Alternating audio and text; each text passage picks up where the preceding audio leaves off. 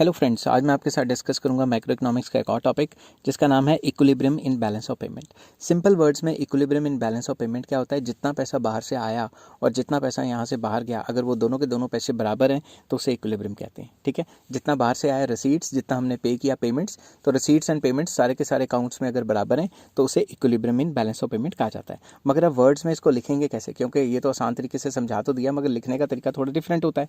It is a situation in which current account balance, मतलब current account में balance होगा, जितना पैसा आया करंट अकाउंट में उतना ही गया, plus capital account balance plus errors and omissions, ये सारे को प्लस प्लस करेंगे तो ये जीरो हो जाएगा। मतलब जो बाहर से पैसा आया, ठीक है, जो बाहर से पैसा आया प्लस जो बाहर गया, ये सारा माइनस माइनस करके जीरो हो गया।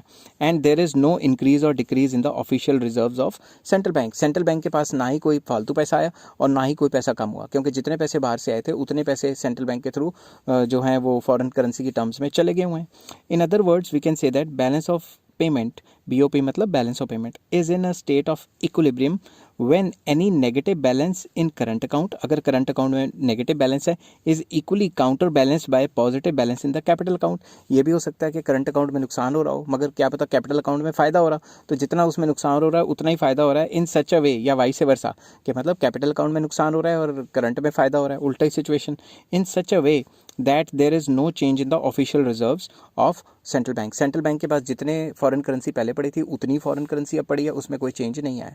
मतलब जितनी बार से करेंसी आई और जितनी हमने पे की, दोनों की दोनों बराबर होनी चाहिए। इसे हम क्या कहते हैं? बैलेंस ऑफ पेमेंट में इक्विलिब्रियम कहते हैं। तो कभी कभी ये भी कहा जाता है कि बैलेंस ऑफ पेमेंट का अगर इक्विलिब्रियम बनाना है, it is equals to receipts minus payment equal to zero.